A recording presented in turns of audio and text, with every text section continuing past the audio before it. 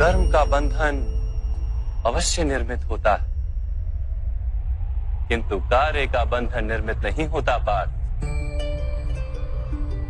तुम्हें कर्म और कार्य के बीच क्या भेद है, ये जानना आवश्यक है। सभी कर्म कार्य, किंतु सभी कार्य कर्म नहीं।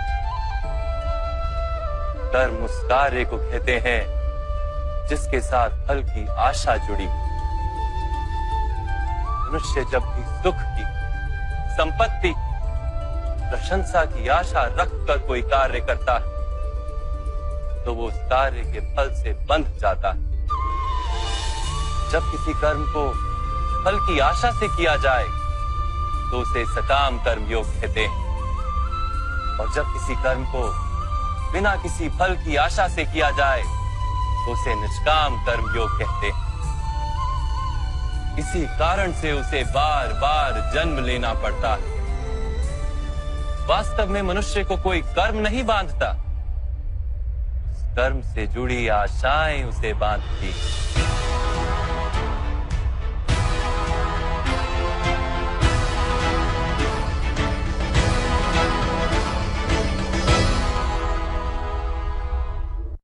वास्तव में मनुष्य को कोई कर्म नहीं बांधता, उस कर्म से जुड़ी आशाएं उसे बांधती हैं। वो कैसे माधव? यदि इस युद्ध में तुम्हें विजय होने की आशा है तो पराजित होने पर तुम्हें भीषण दुख होगा, और वो दुख तुमसे कोई अन्य कार्य करवाएगा जिसके लिए तुम्हें दूसरा जन्म लेना पड़ेगा। और यदि तुम विजयी हुए तो तुम्हारा अहंकार बढ़ेगा, और वो अहंकार तुम्हें विश्व विजय के लिए प्रेरित करेगा, तुमसे हत्याएं करवाएगा और उसका पाप तुम्हें बांधेगा। विचार करो, यदि तुम्हें इस युद्ध में ना विजय का मोह और ना पराजय का भय, तो इस युद्ध के अंत में तुम्हें सुख प्राप्त होगा या दुख प्राप्त होगा? ना सुख माधव, ना ही दुख। अर्थात तुम्हारा सुख, दुख, हताशा, निराशा, अहंकार युद्ध के कारण नहीं है। युद्ध के साथ तुमने जो आशाएं बांधी हुई हैं, उसके कारण है। क्या ये सत्य नहीं है पार्थ?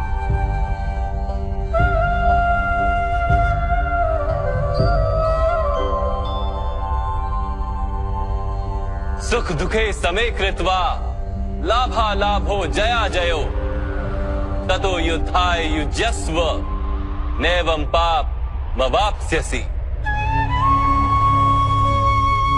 अर्थात सुख दुख को समान मानकर लाभ हानि जय पराजय का विचार किए बिना यदि तुम युद्ध करोगे कौन्तेय, तो तुम पाप के भागी नहीं बनोगे। इसी को कर्म योग कहते हैं। जो सांख्य का ज्ञान प्राप्त कर लेता है वो ये जान लेता है कि वो शरीर नहीं, केवल एक आत्मा है। शरीर के भोग और अनुभव तो केवल मृत्यु तक है, अर्थात वास्तविक नहीं, केवल माया है। उसके लिए कर्मयोगी बनना सरल हो जाता है। परंतु माधव, यदि कार्य से बंधन निश्चित है तो क्या संसार का त्याग करके संन्यास लेना उचित नहीं? इसी विचार का परिणाम है कि आज ये युद्ध हो रहा है पार्थ।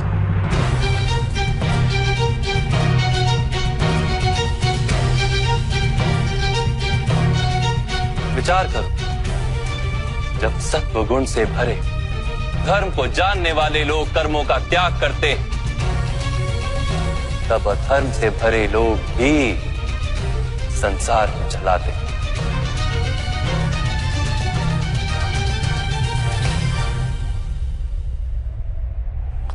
यदि महामहिम ने संसार का त्याग ना किया होता तो आज अधर्म इतना बढ़ता ही नहीं।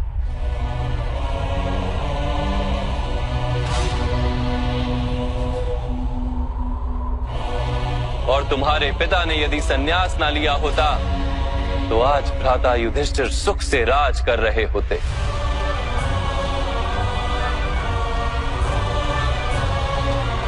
और अपनी प्रजा को न्याय और धर्म का ज्ञान दे रहे होते।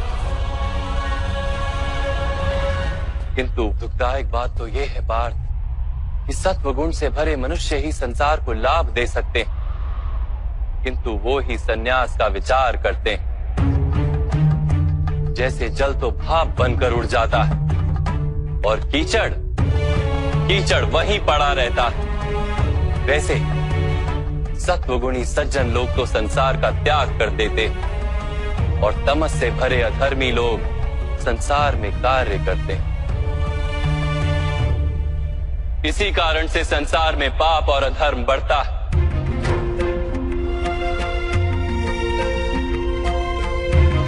किंतु कर्मयोग इस विचित्र स्थिति से सारे संसार का रक्षण करता है। कर्मयोगी फल की आशा का त्याग करता है, किंतु कर्मों का त्याग नहीं करता। वो इसी संसार में रहता है सन्यासी की भांति, सारे कार्य करता है किंतु उनमें लिप्त नहीं होता। कर्मयोगी अपनी संतानों से, स्वजनों से, अपनी प्रजा से कोई अपेक्षा या आशा नहीं रखता। स्वयं उसे संन्यास का लाभ होता है, किंतु समाज को संसारी की भांति लाभ देता। मनुष्य अपनी संतानों के सुख के लिए श्रम करता है माधव। अपनी संतान से सुख की अपेक्षा कैसे न रखे? मनुष्य अपनी संतानों के लिए जो भी करता है वो व्यापार है या प्रेम पार्थ? प्रेम माधव।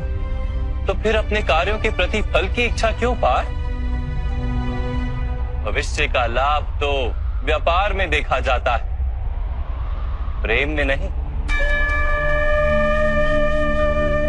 जो मनुष्य अपनी संतानों का चरित्र निर्माण उचित रूप से करता है, संतानों को प्रेम और धर्म के संस्कार देता है, उसकी संतानें भी मनुष्य को प्रेम और सुरक्षा अवश्य देती। संतानों के कर्म, स्वजनों के व्यवहार उनके कर्म है पार्थ। और जब उनके कर्मों पर हमारा कोई अधिकार नहीं होता तो उनसे आशाएं और अपेक्षाएं रखने का क्या प्रयोजन?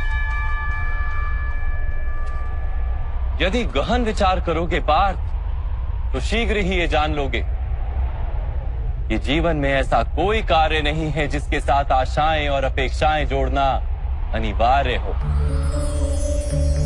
जब सृष्टि ही परमात्मा है और मनुष्य स्वयं परमात्मा का अंश है तो सारे कार्य परमात्मा ही करते हैं, मनुष्य स्वयं कुछ नहीं करता। यही कर्मयोग का मूल सिद्धांत है पार्थ।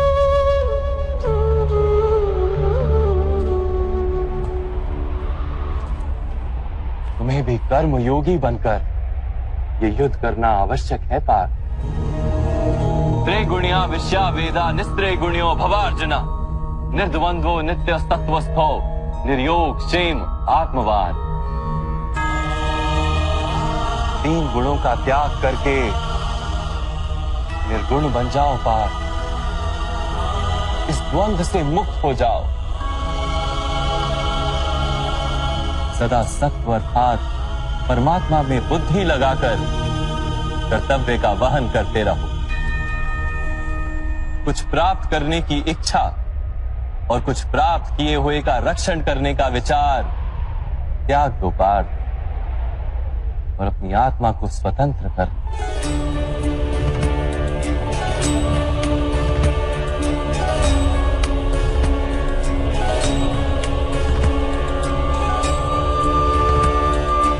स्मरण रहे पार्थ,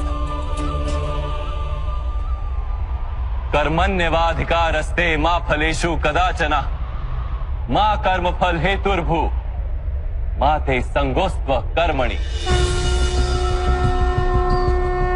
तुम्हारा अधिकार तो केवल कर्म करने का है, फल तो ईश्वर के हाथ में। इसलिए ना कर्म से भागना उचित है और ना ही कर्म के फल की आशा रखना उचित है।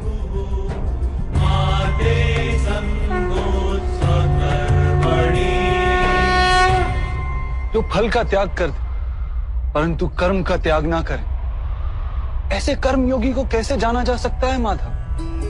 विश्या विनिवर्तन्ते निरहारस्य देहिनः रसवर्जम रसोप्यस्य परम दृष्ट्वा निवर्तते।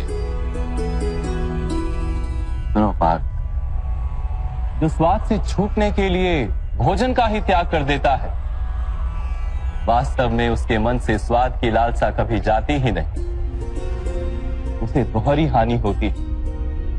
एक तो वो निर्बल हो जाता है, जिसके कारण परमात्मा को प्राप्त करने का जो प्रयत्न अनिवार्य है उसे वो नहीं कर पाता, और दूसरा सदा ही उसका मन स्वाद की लालसा से भरा रहता है। इसलिए भोजन का त्याग करने से उत्तम है स्वाद की लालसा का ही त्याग कर दिया जाए। कर्म योगी अपने मन की सारी लालसाओं को खींच लेता है, जीवन को कर्तव्य मानकर कार्य अवश्य करता है, किंतु उन कार्यों से जुड़ता नहीं। और पाप, जो व्यक्ति अपने कार्यों से आशाएं और इच्छा नहीं रखता, उसी के कार्य पूर्ण होते हैं। एक असफलता से दुखी होकर जिसका मन डोलता नहीं, एक सफलता से आनंदित होकर जो स्वयं को सर्वश्रेष्ठ नहीं मानता, ऐसे ही व्यक्ति को कर्म योगी कहते हैं। और ऐसा व्यक्ति जीवन में बार बार सफल होता है।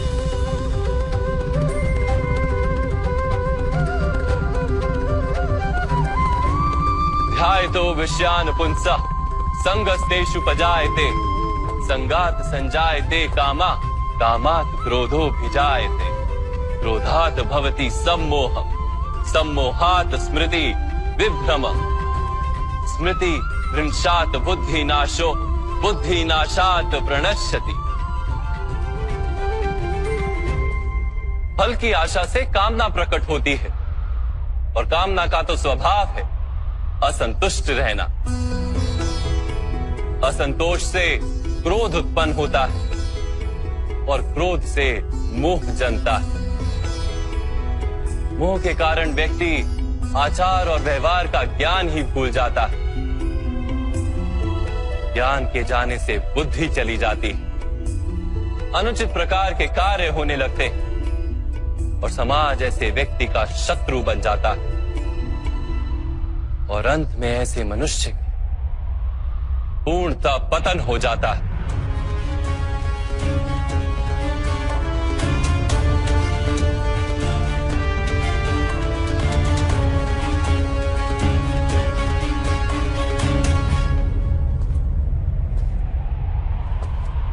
जैसे भ्राता दुर्योधन, उनके सेनापति महामहिम उनके ही शत्रु हैं, और तुम्हें विजय का आशीर्वाद दिया।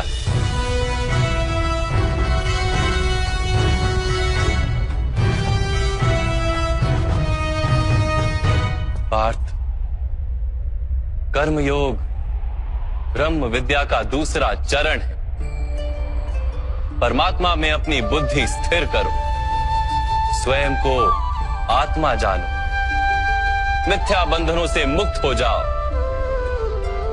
और फल की आशा का त्याग करके केवल कर्म करते रहो।